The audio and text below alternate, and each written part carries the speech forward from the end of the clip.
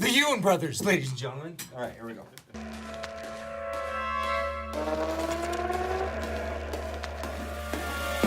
Welcome back, ladies and gentlemen. You listen to RynoRyder's podcast, The Word. This is a show that fights to tear down the alluring curtain of Hollywood and expose it for the beast that it is, and tells what life is really like to be a filmmaker living in Los Angeles. This is an exciting episode, and I'm going to tell you why. We're going off the script. I don't really have an outline, and I'm also my guests today are work in a field that I if anybody that knows me, I'm probably never going to do a comedy or write a comedy or anything like that. However, I am joined today with Matt and John Yuan, who I just met literally a few minutes ago. Yeah. If you listened to my earlier podcast with Steve Stern, they did a comic book with him, and were suggesting me. They work in comedy, and that's what we're going to talk about today. That's the topic of today's show: is comedy in film, comedy in TV, history comedy, whatever. So, Matt and John, thank you very much for being here. I'm very excited. Thank you for having us. Why don't you guys start out? Start from the beginning. Where are you guys from? How long you been? When did you move to LA? Give me a little backstory. We were born and grew up in Dallas, Texas. By the way, Phil, who was just here, from Fort Worth. Oh wow, okay. And what did he say? He said Fort Worth is like the pinnacle, where the West meets the pinnacle, and Dallas is where the East starts to demise or something like.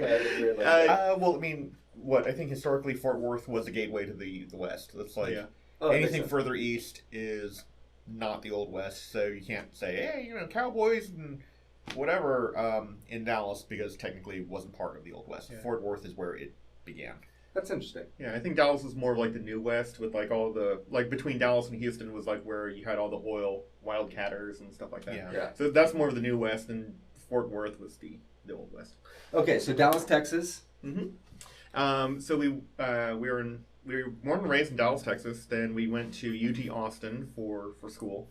My mom was homecoming queen 1965 from UT. Wow. My dad went to UT. Cousin, two aunts Yeah, we were there. We were there for school, and then we stayed on afterwards. It's such a great town. Yeah. But it got to be our 10th year in Austin. Yeah. And we moved out here to LA in 2002. Yeah. I don't know that we ever expected to stay out here this long, but we did. Has that tendency. Yeah. But for the first 6 years, we felt like tourists. Yeah. And you expect that after 1 or 2 years, but we were just just had this. What was the first part of the city you moved into? Actually, we have stayed in the same part of the city the entire time. Yeah. We are in West LA, and never left, because if there's anything we hate more than moving, it's moving. That's 1, 2, and 3 on our top 5 list of things we friggin' hate. So what? Tell the people, all 6 people that are listening right now. There's 12 of them. 12 now. Holy shit! We got 12 people listening. So tell people. So you guys stayed in Austin. What's we what did you guys get it? What did you guys get into? What was the first kind of spark? Did you guys always know you were gonna kind of be, or always wanted to be in that world? When we were kids, storytelling was sort of our thing. D&D. I'm sorry. By the way, for anybody that's not watching and just listening, Matt and John are identical twins. They tell us we're fraternal, but I don't know how our government work. Yeah. You guys look different. We're pretty darn close. But pretty dark looking. Yeah. Just so you know, a little fun fact. Okay. Go ahead. But we're always into storytelling. So whether it was role playing games, which anyone will tell you is a great way to sort of cut your chops on improvisation and storytelling and stuff like that. Yeah. I'm very high energy, so I always. Please, yeah. But I remember like second grade, I would create role-playing games and then like have my friends force my friends to play the games with me. Did you guys do stuff like that? We never created our own systems because we were always very impressed with the ones we found. So we would play D&D, Mech Warrior. I want to make a Mech Warrior movie someday. It's gonna be so fucking badass. We loved the world they built, but we hated the storyline that they made because it delved into some Star Wars and Lord of the Rings stuff. It's like, guys, look, I can when it was based off of World War II history, that was really cool because it got us to read history. But when they started saying, "Oh, and then there are the Knights of the Sphere," it's like, that's just dumb. I mean, why would you do that? Yeah. And so Mech Warrior went off the rails real quick, but it was still a cool system to play with. Did you guys do what was my big one? I did TMNT, a lot of Ninja Turtles stuff. Yeah.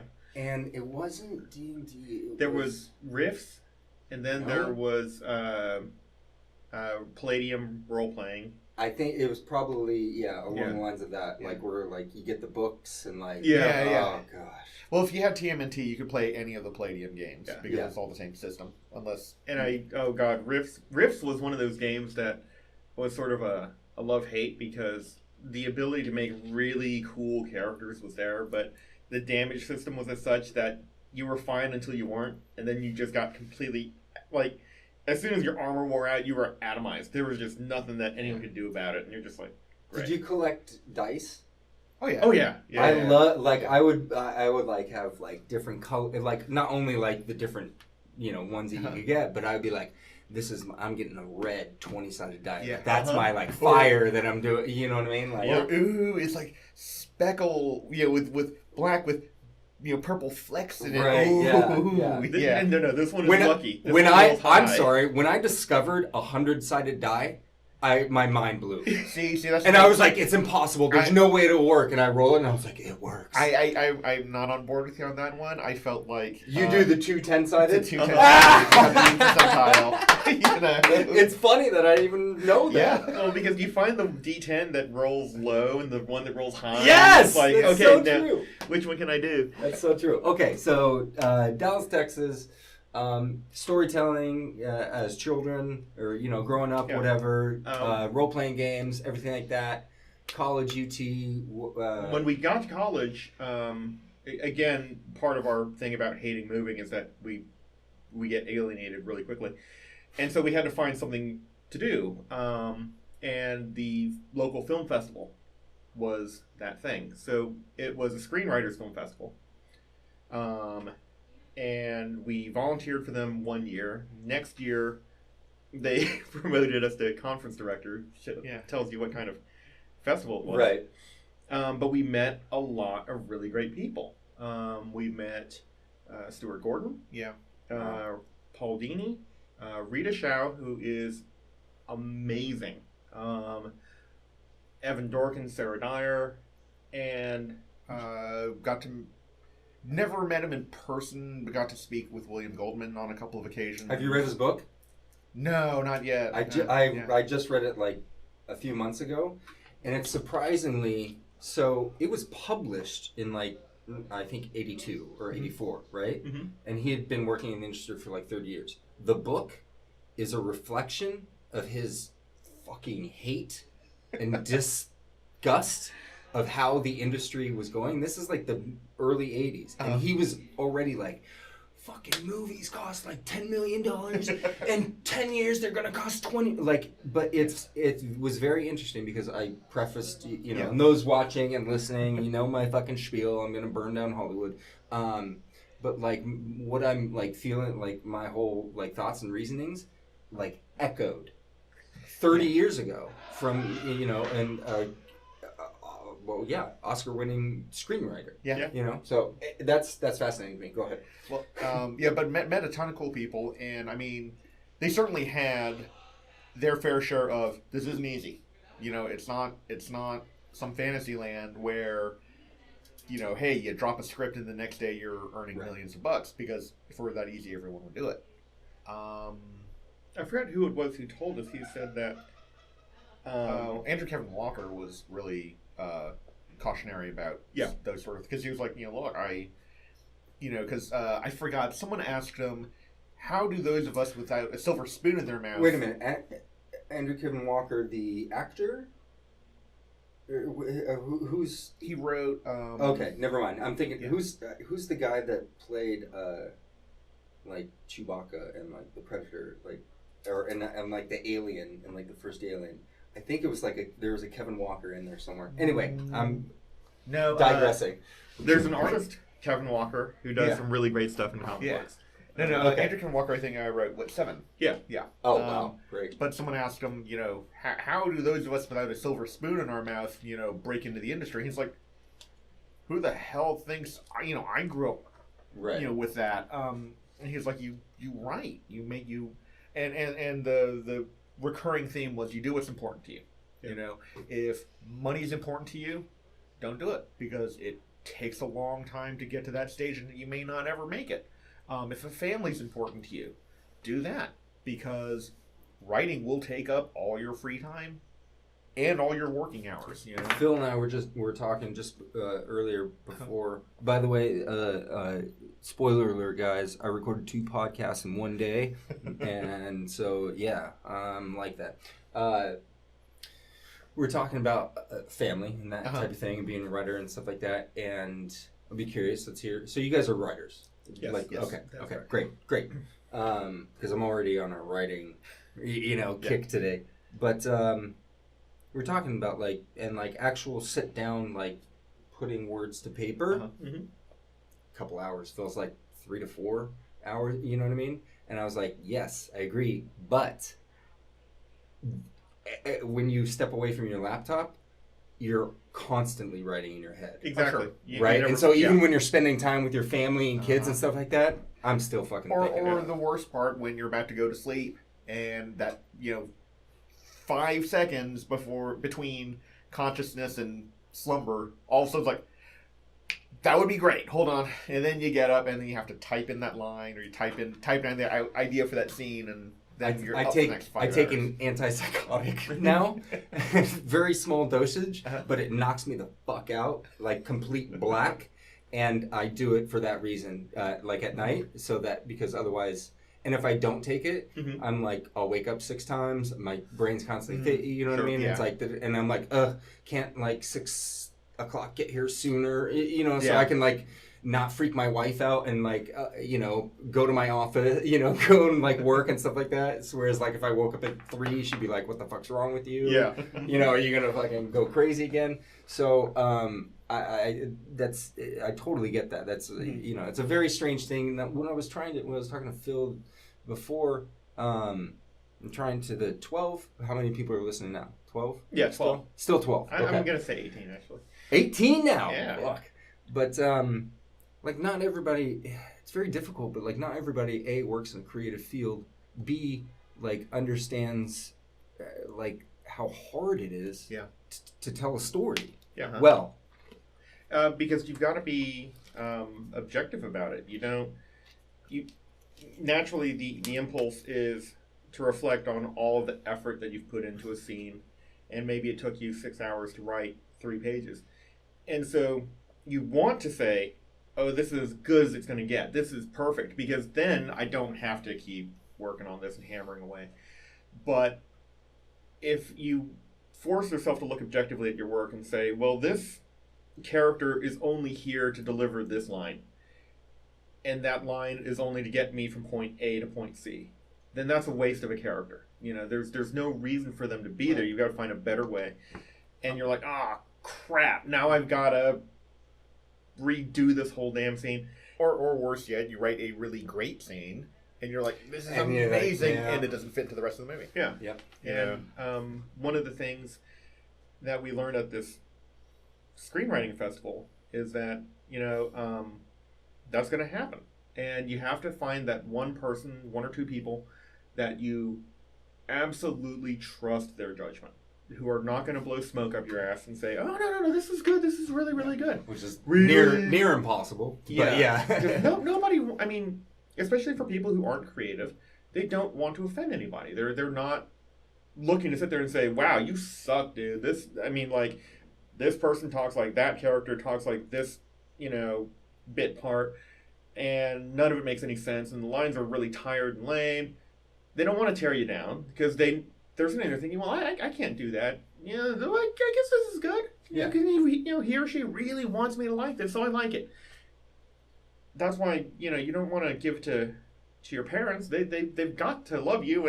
Right, exactly. This is great. My mom, by the way, is my biggest fan. Shout out to my mom. Yeah, and there's a part, and it's funny when Steve came in here, we were talking about life in LA because he's originally from New York. Yeah. And but he's been out here for 20 years, and I was like, a lot of people think I'm from the West Coast just because of my mentality, and and I'm like, nope, I'm from Everett, Washington, and I was saying but I love the East Coast mentality. I hate how people work here. I hate how people work, and I hate that they don't say oh yeah, it's good, or oh yeah, I'll get to it, or da, da, da, da. And Steve's like, I actually kind of like it. It's more relaxing, you know what I mean? And I was like, but they're full of shit. I personally wouldn't say that because we've run into a few people who are that way, but they actually tend to be not as successful as people ascribe that attitude towards. Actually, the people that we have met that are really successful, that you would say, holy shit, that's the position or level I want to reach, tend to be very forthright. Yeah. But they also tend to be very they're very, very polite, very professional, very friendly. But we've been very lucky; we haven't run into any actual stark raving assholes. Yeah. But most of the people, they will. You guys are so lucky. Yeah, no, we count our blessings, but the more successful people that we have met will tend to sit there and say, I can't use this. What else you have a scene where A, B, and C happens. Oh my God, no! You want this thing to get an NC-17 rating because that's what's going to happen. Because they don't have. I mean, to. That's it. Yeah. That's the guts of what this show. My whole thing is just. And I was talking to Phil about it too. I was like, just the dichotomy between those things. That's it's like being in bed with the hottest girl in the world, but she's crazy and stealing your money while you're in the bathroom. The heart and soul of Stalin. Come to Hollywood, everybody. You'll love it. The thing we tell everybody who wants to do anything creative, whether it's people who approach us at conventions, at comic book conventions, or people who recognized us in a movie or something, and they were like, "Oh, I want to act, or I want to draw, or want to write," is we tell them, okay, you have to, again, being objective, you have to look at your life. What do you do when you have free time? If you are drawing, if you are writing, if you have to do that thing that you want to do in your free time to the exclusion of, let's say, vegging out in front of the television set, playing a video game, or whatever, then you're cut out for this life, because that's how it's going to be. As hard as you're working right now to get that deal, to get that contract, whatever, you'll be working twice as hard after you get it. Yeah. So it's a good opportunity. Why don't you tell the people watching, listening, whatever, what are some, like you said, writing, seeing a movie, and I don't even, I IMDb'd you guys, you know what I mean, but I'd like to hear it from the horse's mouth. Tell me what you guys have done, some accomplishments, successes, fail, whatever, you know what I mean? Let's see, our first big role, actually our first acting role, was Observe and Report with Seth Rogen and Michael Pena, directed and written by Jody Hill. And we are probably the worst people to ask in terms of how do you make it in Hollywood? Because you guys just stumbled into it. It was literally a phone call. Matt had worked with Jody a few years prior to that, on some reality TV stuff, But then when Jody got his film into Sundance, and then his career took off. Obviously he doesn't have to worry about that anymore. But a few years after they had worked together, we essentially get a phone call, and it's like, "Hey guys, I've got a TV deal with HBO." We're like, "Dude, congratulations." He's like, "And I got a movie deal with Warner Brothers. That's great." And he's like, "Seth Rogen's going to be in it." We're like, "That's fantastic." Yeah. And he's like, "And I know you guys don't like doing this, but you're going to want to do this." And we're like, "Dude, we will PA for you." With that big of a setup, like, fucking, I'll get your coffee. Yeah. I'm an assistant, that's man. awesome. And he was like, no, there's two of us. We'll like split the fee. Save you money. Yeah. And we were like, he was like, "It's a little bigger than that." And we're like, we did a lot of stuff. We did some other stuff. Like, I was we were craft services on one like low budget film, and Matt was a boom operator on another, and we were awful at both jobs. And so we're like, I guess we can, but we're really bad at those jobs. I mean, if you want ptomaine and all that other stuff, hey, we're your crafty. But other than that, he's like, and then at that point, he's like, "What's wrong with you two?" "No, I wrote roles for you." We're like, what? I think my jaw hit the ground. Yeah. I was like, oh. What was this, like 2008? 2008. Yeah. God, my fucking memory's good.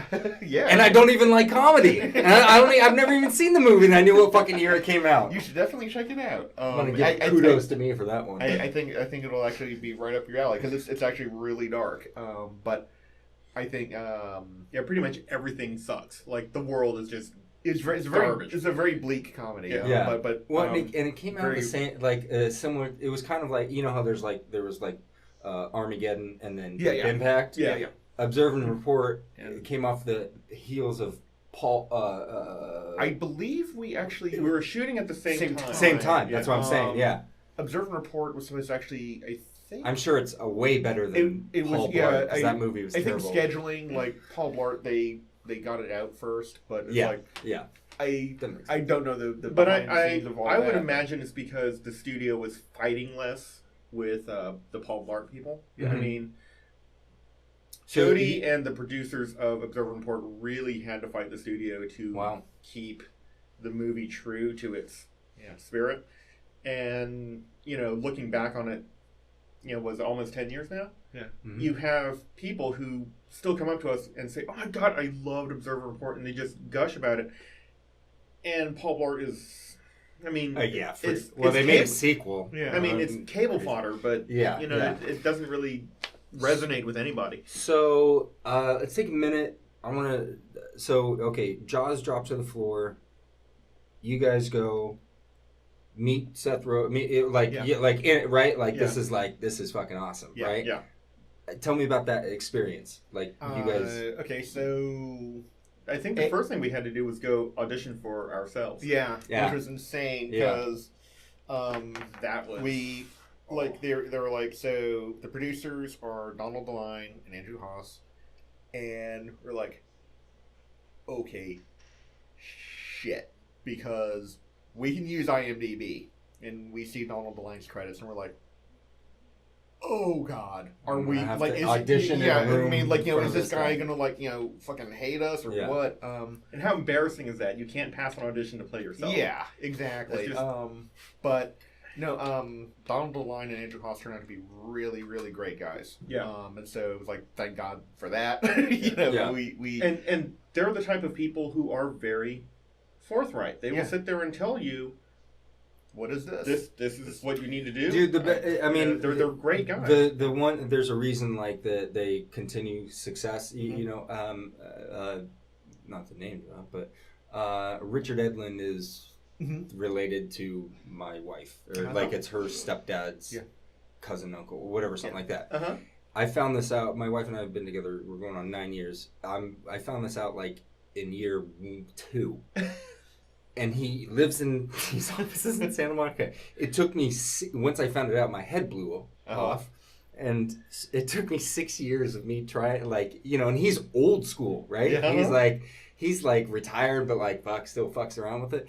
It took me 6 years to finally get a sit down with him. And the same thing. I mean, the guy's won 3 Oscars. Yeah. You know, Star Wars. Like, for those of you who don't know, VFX fucking producers, Richard Edlund, like, blew all your faces off, you know, before you even knew what a face was. But the same mentality of, like, very kind, very humble, very nice, but very fucking honest. Yeah. And actually, it was his suggestion. So I met with him for an hour. I spent the first 30 minutes like, okay, I got to find out about Poltergeist. Like, tell me the real story. And he's like, Spielberg directed it. And I was like, I knew it. And then Alien 3. I was like, you know, because I like all these. I love like stories of Hollywood stories of like how movies were made, of the production. You know, and Alien 3 was Fincher's very first you know, just like all the mix. And I was like, tell me about that. So I spent the first 30 minutes geeking out about that, and then the last 30 minutes like, here's everything I'm doing. Da, da, da. And he was the one. He goes, you ever thought about turning one of your scripts into a graphic novel? And I was like, no, I'm movies. I write screenplays. Da, da, da, da, da. And then, like, 2-3 months after that, I was like, fuck, I can make a, you know? Wait a minute. Comic books, graphic novels, however anyone phrases them, are a great way to get your screenplay visualized, because they're both visual media, but the one way we were talking about it with someone came up to us at a convention, and they were like, hey, I have an idea for a comic book, but I just don't, you know, I don't have the money for printing. And we're like, you can save your pennies, you know, because there's print on demand. But the perfect thing about comic books is, so I have a scene where 2 people are talking in a coffee shop. Or I have a scene where 2 armies of 8 million people each are crashing into each other. Planets are blowing up and galaxies are burning. They both cost the same. Yeah. You know, in a comic book. In a movie, you got troubles. No, and the one that he suggests, and the one that I'm doing, I specialize in like micro budget, low budget, like, and that I write, you know what I mean, with that mentality. But I did write like, I need like 10 to 20 million for this one. You know, it's apocalypse. You know, like armies invading in a house and stuff like that. And so it's like the perfect one to translate into that visual medium, because it's like, you know, you can, instead of hiring 1,000 extras and putting them in costume and getting them to come down, you can just have one artist draw 1,000 little, you know, beady eyes. Now that artist will hate you. He will. You know, he or she will be like, God damn it. So observe and report. You guys audition for yourself. You go. Amazing experience, I assume. Yeah. What happened after that? Phone calls, emails? No? After that, we went back to working in reality TV, post-production. And as we were loggers, which is essentially you view the footage. For those of you out there who don't know what a logger is, we don't go out and chop down trees. We watch footage, write down notes with time code, and tell people, and here Lucy and Abe get into a fight over who ate the cod. You know. Did you guys like want to murder yourselves? For me, I'm so not. I'm like go. I'm like I use the term. I'm not glossy. Like I don't really put on much of a the kid in there does like motion graphics. So, and I was like, I don't have the fucking patience for it. You can't be too introspective if you work in reality TV, because then it would just be an office full of dead people. Yeah. I won't lie. It was tough. Yeah. But I think that in the long run, it helped keep us grounded. Mm-hmm. Yeah. Because it would be very easy. So they say, "Oh my God, I'm in a major motion picture. I don't have my ticket's written," and no, it's not. That's because cool. Which leads us back to what I said earlier. We were in, a Seth Rogen movie. Oh my God. Right. And a lot of people out there thought, oh man, you don't have to work another day. No. At that point now, you have work twice as hard, because that's really good info happens, for really good advice for anybody that lives in LA, works in one, or wants to. That's exactly 100% true. Yeah. I had a very similar situation. Like, oh, I made it, and it's like, nope. Yeah. We heard this one awful story from the Austin Film Festival. I forget the names, and honestly, I don't think I ever knew them. But these guys were in a bar, and they just happened to be sitting next to a producer. And so they're just drinking, shooting the shit, and it comes out, that they're writers. And so he's like, oh, well, shit, I'm a producer. I like you guys. I like you guys. Yeah. What do you got? And they pitch him. And they're like, this is the idea I got. And he loves it. And so he's like, I tell you what. I like those 2 pitches, so I'm going to sign you to a 2-picture deal. And they're like, no way, man. Right. And so, it's one of those fairy tales. They're like, they have him write it down on a napkin, get it, really? notarized and shit like that. And they, at that point, figured that their ticket was written. Yeah. And so 6 months later, this producer is like, guys, where's my screenplay? And they're like, what? Dude, don't worry about it. We got it. He's like, I am worried about it because, I want to see something now. And they thought they had a contract, so it was no big deal that they could take their time. They could just fuck around and play and, because now they idiotic, were by the way. Yeah. I'm sorry, you're paying me to write? Yeah. Okay. And the next call they got was, yeah, forget about it. We're good. Yeah. We're good. Yeah. Don't worry about it. And they were like, no. We have a contract. He was like, try and enforce it because, my lawyers will eat your ass up. Yeah. And I think that was the last that they. They never did. Full of it, anything man. after that, And the crazy part about it, I'll tell you my story real quick. Cause, back like 2012, 2011. I wrote and produced out of my pocket like under $12,000 production to get it in the can. Mm-hmm. Incredible. Found footage horror movie. And we killed it.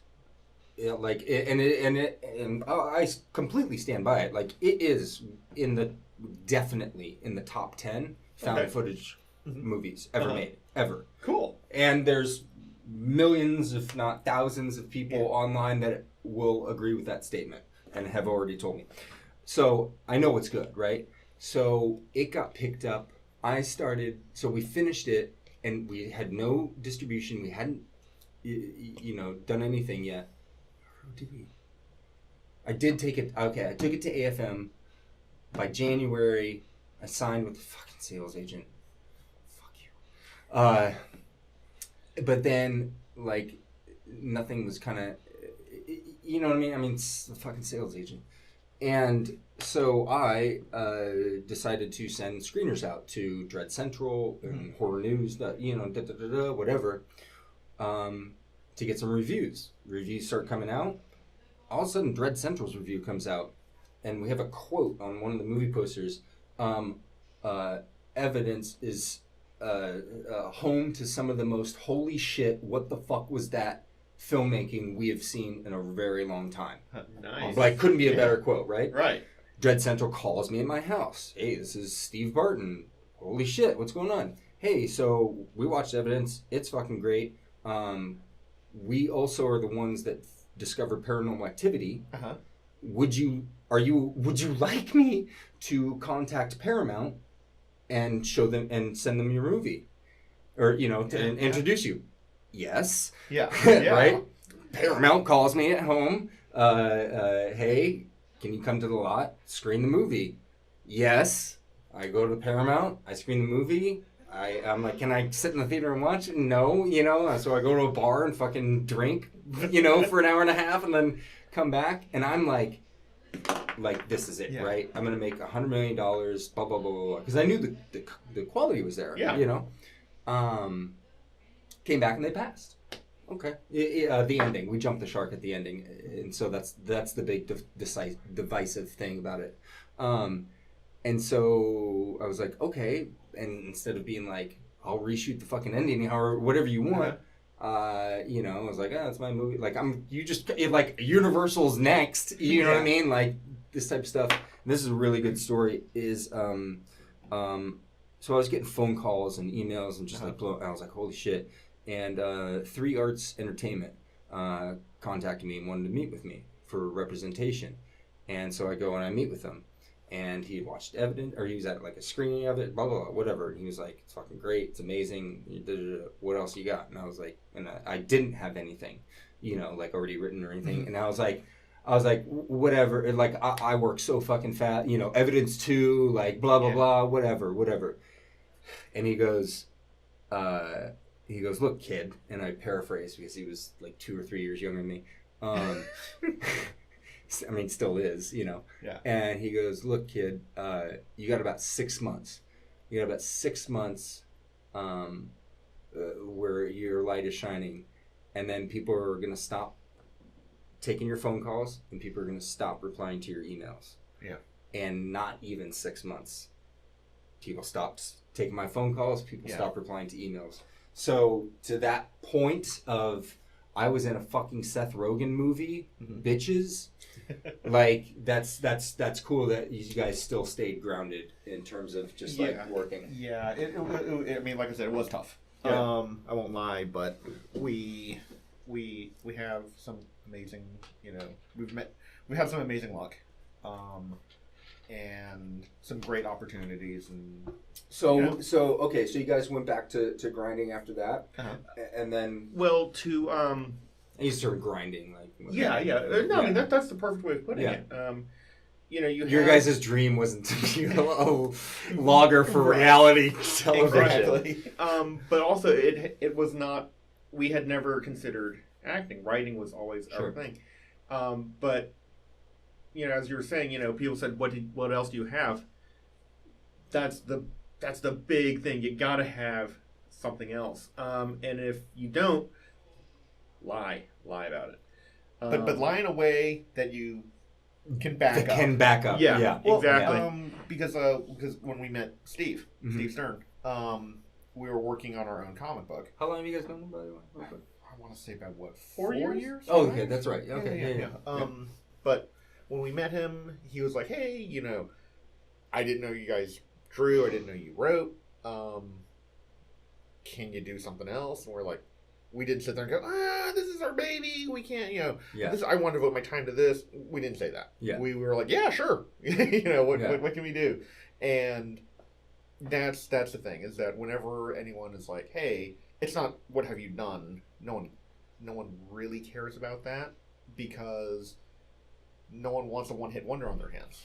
They want to know what else you've got backing you up. It's almost like that gets you your golden ticket to get in through. That's why I say that Hollywood curtain. I use a Wizard. The reason that curtain, I use a Wizard of Oz.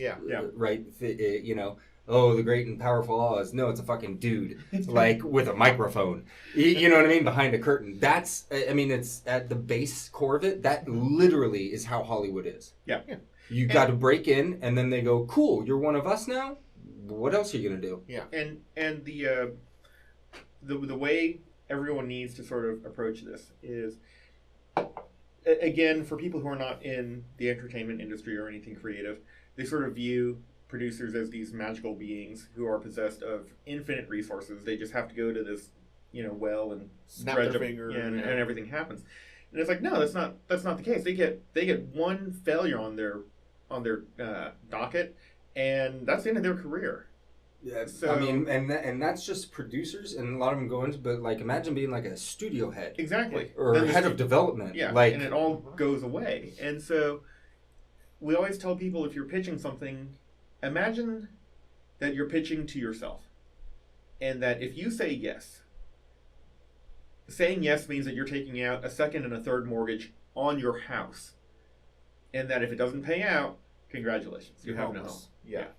And that's what people need to understand, is that it's not just this guy's got the producer credit on this movie or the executive producer credit on that movie. He or she has got a very, very strong financial incentive to make money off of your idea.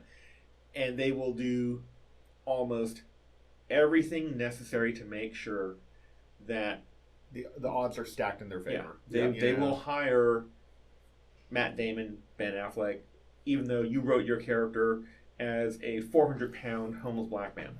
Yeah. They don't care. You know, it's an interesting thing about that, and I thought about it, I was talking with my wife. So Apocalypse, that's the one I'm turning the graphic novel. It's ensemble cast, 8 characters. That's it. That's it. And I've already done some like short films featuring my wife's an actor, and so she plays the lead technically, and like another. And so I did these like short prequel films of you know what I mean. And then when it came time to doing the pencils and stuff, they're like, "Do you have visual references of actors?" And I was like, "Yep, I'm gonna pick the exact actor I want for that, and put them all in." And so I was like thinking, I was like, if this graphic novel like comes out, gains a following, and then the movie gets taken from it, there's already going to be a built-in fan base, and all the characters are white.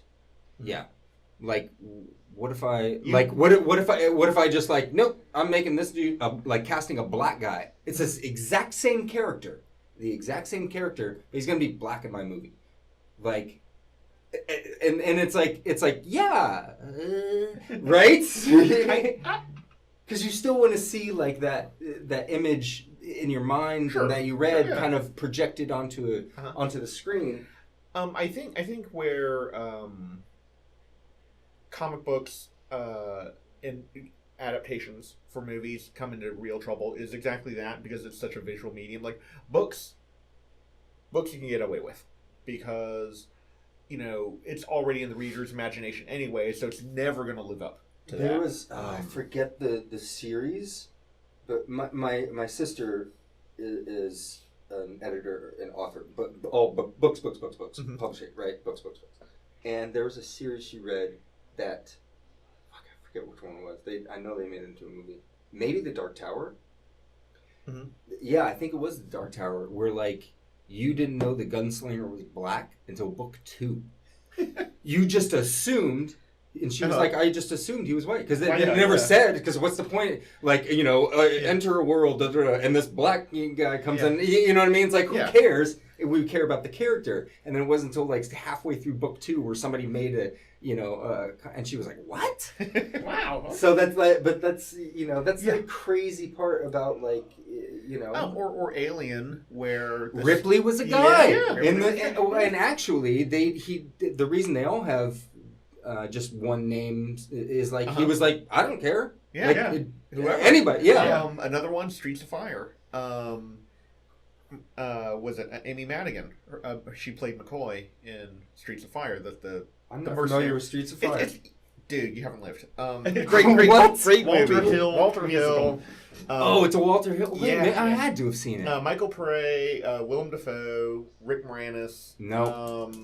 Diane Lane. Rick Moranis in a Walter Hill Diane movie? Lane when she was like 17 or something crazy. Yeah. Okay, during the Rumblefish years. Yeah. I mean, damn, so labor laws are so amazing. Yeah. But Diane Lane, I love you. I absolutely love you. And I'm happily married, but I love you. And we love you in Streets of Fire. Yeah. And I'm going to go watch Streets of Fire now. But we're going to watch it again. But it was great because she read for one part, I think the part of Ellen Aim. She's like, I don't like this part. Yeah. I like this person. And they're like, Butch Cassidy and Sundance Kid. Yeah. You know what I mean? Same shit. They were like, oh, we wanted Robert. No. And it's like, they're like, nope. We like the, Yeah. And so, so same thing. But where comic books are concerned, I think that that's why it's really important to get a really good actor. Mm-hmm. So that regardless of race or even gender, like, for example, Bruce Banner, he's been played by, 3 different actors now? Yeah. And they're all... 2... Yeah. Oh, wait, Bruce Banner? No, 4. Yeah. So, I mean, like, but, all amazing actors, but they all look kind of different. It's not like... I mean, and even in the comic books, he was kind of, he was that guy, it's like we need medium, like we need the most Joe-looking guy exactly. to fucking do, because the dichotomy of that was it's Joe all of a sudden became like a monster. Yeah. And Jekyll and Hyde. Yeah. And so, like, I think that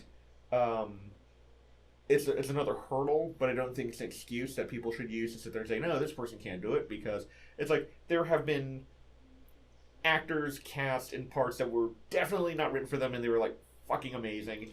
And so, so when you have a comic book character that's like, let's say, blonde female. How about Aeon Flux? Yeah. Let's take that as an example, right? like wait, no, that's no Ghost in the Shell. Ghost in I'm the sorry. Shell. Influx 2 was like a horror. I was like super fan of it, like the cartoon. And then the movie came out. I was like, Ghost in the Shell. Okay, like that you couldn't give a more blatant example. Like you have Scarlett Johansson playing a Japanese character, but and like in Japanese, but right? To be fair, in that case, it goes back to what Matt said, which is, I'm producing this thing. I have sunk in over $100 million. You think I'm not going to stack the deck in my favor to like get a star that A is internationally known, B I know can act, will show up not drunk, high, or psychotic. Yeah. That actually, yeah, you're right. That does have a factor to it as well. And it's like, and it's not. It may not be fair. It may not be what people, actors are hoping for. I mean, we certainly are fans of diversity because it gives people a shot. Like it opens those doors that were previously shut for no good reason. Right. Yeah. But history. Yeah. But like... when it's something like that, when it's like Ghost in the Shell, it's like, and I don't know what his budget was, but I mean, I know I don't have $1 million to throw around, much less 100. Yeah. I'm gonna get that actress that is known in all the major markets. It's like, okay, U.S. I mean, shit. East Coast, West Coast. It's like each one has, which is actually 100% true. Like each one literally has like a map attached to each name. Like, oh, they're worth this much there, that much there, this much there. Okay, yeah, makes sense. Let's go. And also, it's funny. The Japanese just didn't care. They didn't, right? Yeah, they're just they're like, cool. Okay, we love Scarlett Johansson. Yeah, I think in many ways, like the Far East is far more colorblind than we are. Well, their perspective was not so much that they had turned a Japanese character into Scarlett Johansson, so much as they had turned Scarlett Johansson into a Japanese character. So it's a matter of perspective. Yeah, it's true. And it's something that really, screws with people in the United States. I mean, I guess it's because of our history with constantly kicking down. Yeah. I was reading everybody that's not us. Well, I was reading this really interesting article, and it was about this editorial cartoonist, Thomas Nast. And he had drawn this picture of the Spirit of Columbia defending this Chinese immigrant from this mob of Irishmen. And the article was saying that the history of America is constantly one of kicking down. That if you didn't have somebody to beat up on, then you weren't an American. And so the history of that particular image being that the Irish, to prove how American they were, said, "Oh well, at least I'm not Chinese." Yeah, the Chinese are taking jobs away from Americans. Yeah, and so now all of a sudden they're in the us group as opposed to the outside group. Whereas before you would have signs like saying, no dogs or Irishmen allowed. And now all of a sudden they found someone to kick down on, right? And they're part of the in-group now. Yeah, so that actually makes a lot of sense. It's interesting. It's fascinating, and you guys are Chinese descent? Yeah. And growing up in Dallas, we honestly had no idea that that we were any different than anyone else. Dallas is great that way. North Texas is very much set upon this rule of manners. Dallas is a hub for sure. Yeah. It's very kind of progressive, if you want to use that term. Yeah. But it's like I think it's one of the only counties in Texas that went for Clinton. This past I think it was the I-35 corridor. Yeah, that went for Clinton. Oh yeah, San Antonio, Austin, and Dallas. Yeah, definitely makes perfect sense. Yeah. I don't know if Houston did. Maybe not. Like Austin's got like the culture and like the art, and Dallas is like the business. Like it's like we go from LA to Dallas and New York. You know what I mean? It's just not profitable to be a bigot. Yeah. No. Yeah. But hey, it's not profitable because I'm all karma. Like karma happens. There's a reason I have all of this is because I'm doing good and I'm projecting out good. and you get good back. So, it's never a good idea to be a bigot or to on anything. Like, if you're able to completely erase that and look at everyone as a fucking human being that is like luckier than shit to be born, you know? Except I am going to put my foot down. I am kind of racist against Klingons. I mean, like... They're the worst. I mean, they're like these big... Is it because only black people play them? No! Just kidding. No, it's British. Actually, no, it's not. I didn't know. No. I'm not a big Trekkie, so... No, see, now we can't be friends.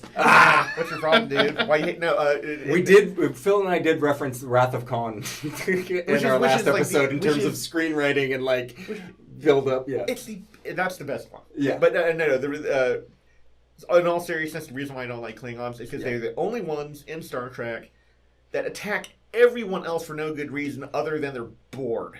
It's like, people make fun of the Romulans for being, like, untrustworthy. It's like, okay, Romulans haven't really done anything. The Cardassians is like, oh, Kim Kardashian, ha ha ha. Yeah, we fucking heard that joke about a billion times, Everyone in the Star Trek universe, the Alpha Quadrant, is, they pretty much do their own thing, and then the Klingons are like, oh, I've got a bug up my snout. Time to attack the Federation. Oh, wait, no, now we're friends again. But I'm going to attack the Cardassians for no good reason. Oh, wait, no. I can't do that now they're friends.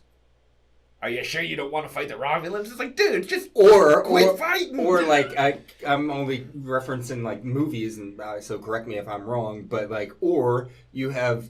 Oh, those are the bad Klingons. We're the good Klingons. Yeah, you know what I mean? Yeah. And then you realize, the bad they're Klingons... just like the ultimate, like, we need a villain. Place here. Yeah. But the bad Klingons and the good Klingons are just marginally more reasonable. Right.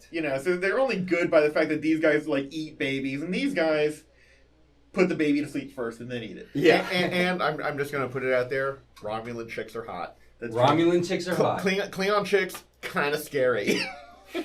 They're like, okay, I'm gonna kill you now. It's like, thanks.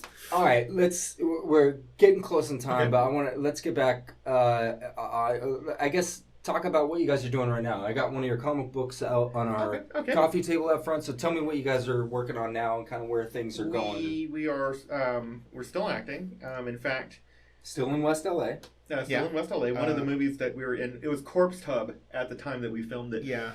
Just got into Tribeca. Yeah. And so that was awesome. I know that's Spectre Vision. Right? Yeah. So. Yes. Yeah. I fucking met them this last year at Sundance. They're great guys. I actually, we were in, I'm not going to get into the story. I'll tell you the story afterward. We were running low on time. Anyway, so, okay. We're doing that. But I had a series come out on Urban Movie Channel this past year. Yeah. Called Minimum Wage, about a burger joint that I manage because I take it over from my dad, and all the employees are terrible. I'm terrible, but that was a lot of fun. That was really, really cool. And then on the comic book front, we have 3 titles that we're working on right now. Yeah, we co-write them all, but I'm drawing Inspector O, which is about exorcists, in medieval China. That sounds dope. It's fun. That sounds super interesting, actually. Because our whole thing was that we're tired of modern day or no, back in the Warring States period. Yeah. Okay. About 1400 BC. Yeah, but because we wanted something that was specifically Chinese, because it was either samurai and ninja or just this weird like sort of. Oh, it's Asian. It's like, screw you. Asia's a big place, Exactly. I always, and I don't know if it was because I grew up with like dudes from Cambodia, like gang members. You know what I mean? Like I used to roll with them, like that. I've always fascinated and thought about that. Like people are like, oh, Asian, like, oh, you're Asian, right? But it's like there's such differences. Worlds difference between. A Chinese, Japanese, Korean, and even maybe it's because it's reflecting. I'm a big fan of Asian cinema. I can see it reflected in their work. Yeah. So like, hey, there's a reason Korean films are really fucking dark. Yeah.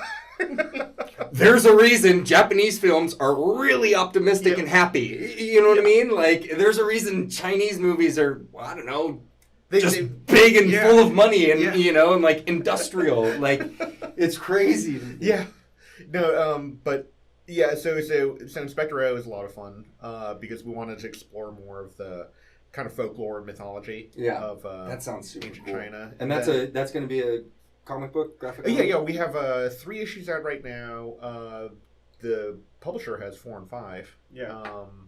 So hopefully we'll get the schedule on some of that. Yeah. And then I will. You guys are gonna send me links for everything and everything. Absolutely. I'll put it all up everywhere and stuff like that, so people can check it out. The 18 now, 20, or are we at the 20-person mark listening?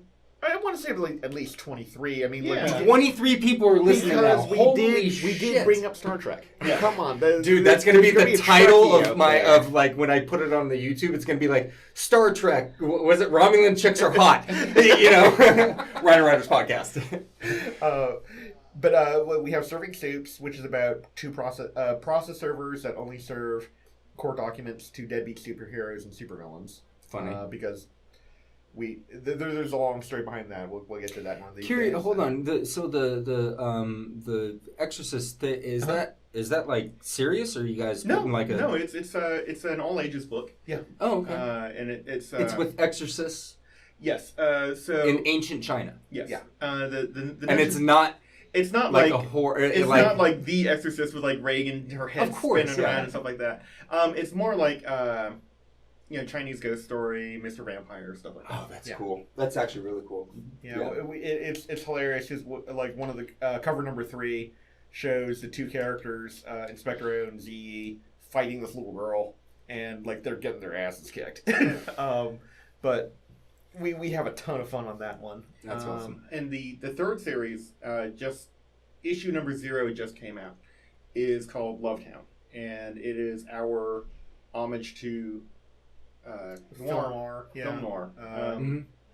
Because I was, watching snippets of like L.A. Confidential and Touch of Evil on YouTube. I'm like, damn, these were awesome. Yeah. Hey, wouldn't it be great if we made a comic book like this? But then it's like, we had a story that had just not been working. yeah, because because this it is strange because it's like we had a story, it wasn't working because what I had done was I drew this vampire chick. And it's like, hey, let's make a comic book around her because she looks cool. Wasn't going anywhere. I'm like, okay, yeah, Right, but then it's yeah. like, oh, so let's throw the 2 together, and so it's kind of like film noir with like a little bit of a supernatural background, sort of atmosphere to the entire thing. Cool. And then like future Yeah. upcoming stuff. You got. I mean, just. Yeah. It sounds like you guys are fucking killing it right Those now. are like, the 2 titles that we're working on. Like Lovetown Lovetown is sort of supernatural in the way that Blade Runner was sci-fi. Mm-hmm. Of course there's sci-fi elements within Blade Runner, but it's not the whole No, thing. it's much more meta than that. Yeah. The emphasis was on the sort of the noir elements. You've got this PI type guy, and in ours it's 30s to 40s type LA type city. Yeah. And the main character is a vampire, which means that everyone thinks that she's lower than a dog. Her police captain is a black guy, so again, he's not much better off than she is in terms of like the social pecking order. Yeah. And it's about this precinct just trying to survive in this like sort of hyper corrupt, super, glamorous yet gritty atmosphere. And we've been having a lot of fun with it. That's awesome. It's a really great story.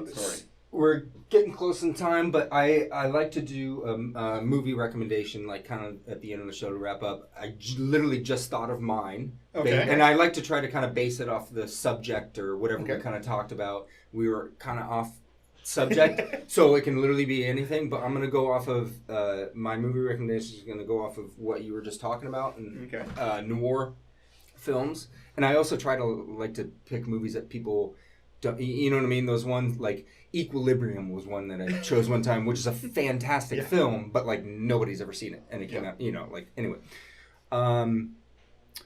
So there's a movie came out, let's see, 2005, 6, Kiss Kiss Bang Bang. Oh yeah. Okay. I knew you guys would know. I mean, I could Yeah. tell your film knowledge is probably better than mine. For those of you that haven't seen it or don't know about it, Kiss Kiss Bang Bang was the first collaboration between writer-director Shane Black and producer Joel Silver.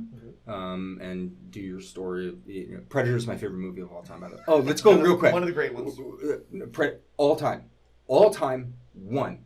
Predator is my favorite movie ever. I watch it at least once every other month. Favorite movie. If you have to go with all-time favorite movie, mine would have to be Wonder Boys. That was out there. The Apartment with Jack Lemmon and Shirley. You guys are crazy. Yeah. Anyway, I'm going to get back to the movie recommendation. Kiss Kiss Bang Bang. The reason that you guys should watch it is Shane Black, if you don't know now, wrote and directed Iron Man 3, wrote and directed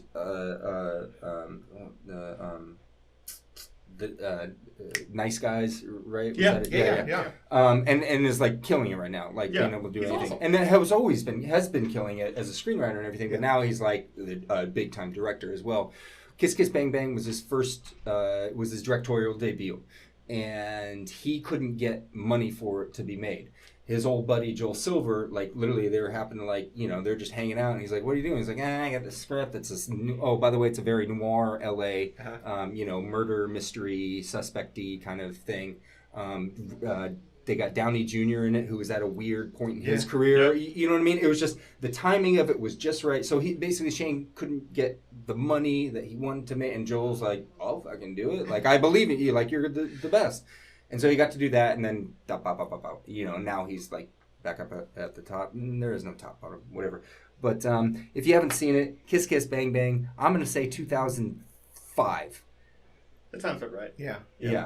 I need a fact checker. I can't afford to pay anybody to do anything for me, but I needed somebody sitting back there and be like, "Yep, 2005." You just boosted IMDb's traffic.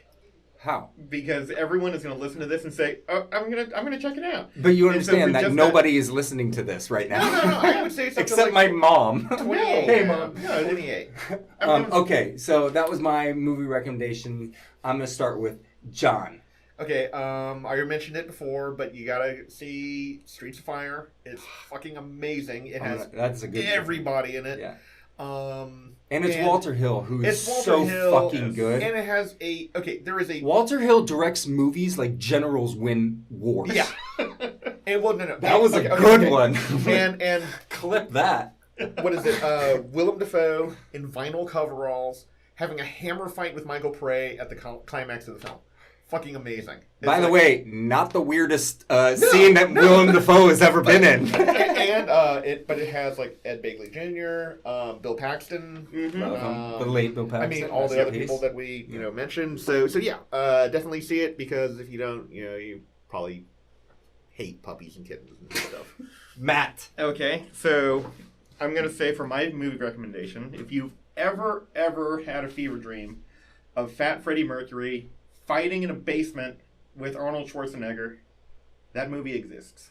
You have to watch Commando. Commando is so awesome. It is the best movie that anyone ever accidentally made funny. Your favorite people in the entire world. Keep going. You have... at the end, you have Dan Hedaya fighting against Arnold Schwarzenegger in this climactic battle, as if anyone ever thought, how's this going to turn out? Yeah. Oh, and the fact, if you look closely, they kill the same stuntman about 8 times. Yes. It is. And so Arnold Schwarzenegger is my hero, my father figure. Like, I will cry the moment I meet him. Cry. Oh yeah. I think of myself. I think of my physical projection. I'm telling you guys, I think I'm like Schwarzenegger all the time, like in everyday life. And so, like, I have a 4-year-old son who's he's big, like just a physical specimen. He's like, if Chris Hemsworth were like fucking 4 years old, that's my son. And like, I get these like rips sometimes. We'll be like outside, and I'm like, oh, I gotta carry this, thing. You know what I mean? Like I just built my wife this, like, she bought this shed I had to build, and it was like a full thing, and I'm like, oh, I gotta carry this, and I was like, I'll just put it on my shoulder and pretend I'm in Commando. Where's my 4-circle rocket launcher? Thing? actually met Vernon Wells. And because our friend produced a movie, he was in it. I've worked with Vernon Wells. Dude, I was a corrupt cop in a Slayer music video, and he was there, and I was like, holy shit, Vernon Wells. So we're like, and the camera was like half a day, like it didn't show up until like 6 hours in the day, so we just sat there and bullshit. We knew we were going to meet him, and so we're like, okay, we promised we were going to be cool. We're going to be cool about it. We're not going to geek out. And the first fucking words out of my mouth were like, dude, you were Bennett in Commando! Just like that, and he gets this look on his face like, who is this poor stunted kid? Like, how often were you dropped on your head because you're way too excited about this? That's a great movie. I'm gonna go on record and saying that is the best movie recommendation that I've had so far in 11 episodes. This was tons of fun, you guys. Thank you so much. Thank you so much. Went a little bit over on time, but I really appreciate you guys coming out and doing this. You guys, I can tell, are amazing. We're really great people. On top of that, I think your knowledge of film is very I don't mean to offend, but like geeky, but like in a completely great way. You didn't know that, blah, blah, blah, blah, you know what I mean? So it's great. This has been a lot of fun. I actually wish we could keep recording. I'm going over. I already went over earlier. Matt and John Yuan. Yep. Thank you so much. Thank you so much for having us. Thank you. This is fun. In the meantime, thanks for listening, everybody. In the meantime, go out and write your movie. All right? This is RynoRyder out.